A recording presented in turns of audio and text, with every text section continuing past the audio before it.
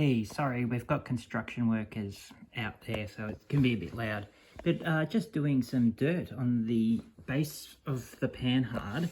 So we've got the top coat done with our basalt grey, and I did some modulation with some lighter greys.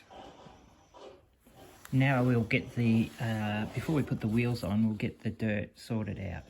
Now, this is a work in progress. You can see there, it's a work in progress. So not done yet. The wheels are looking more closer to where I want them to be.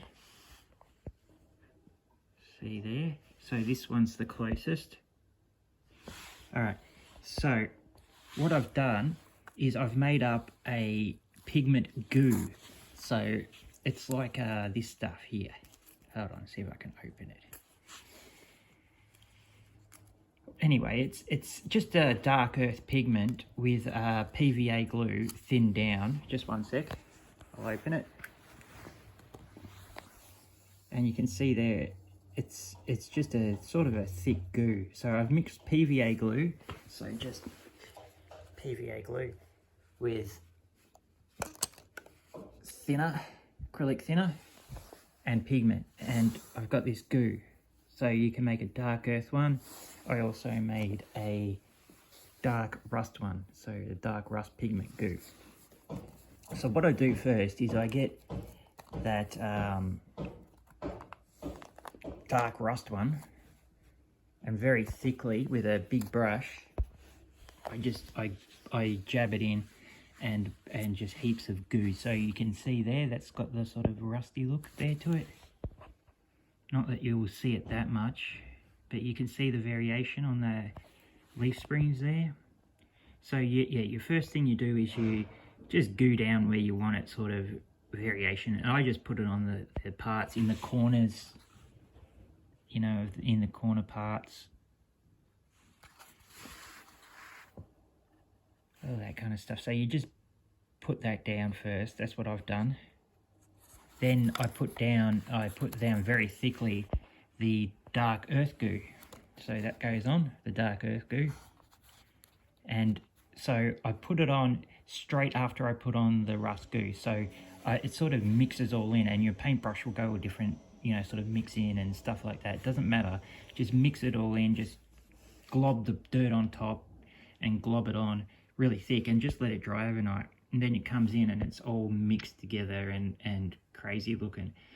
Then I've come along and I've made another little thing. I've made a burnt umber with flat clear. So I've just added Tamiya flat clear with burnt umber, and I've thinned it down with acrylic thinner again. So you mix that up good, and then I've put that on. You see, you get all that variation. That'll be fixed up, but that's the sort of variation we're starting to want. So I've just put that on, and that's starting to dry up now, and I might put another layer on with a thicker brush. And then, once that's done, once that's dried up, then we come along with our pigment dust. So I'm just going to get some dry pigment dust here. And we're just going to get a little bit of the pigment dust, and we're just going to, in different spots, sort of,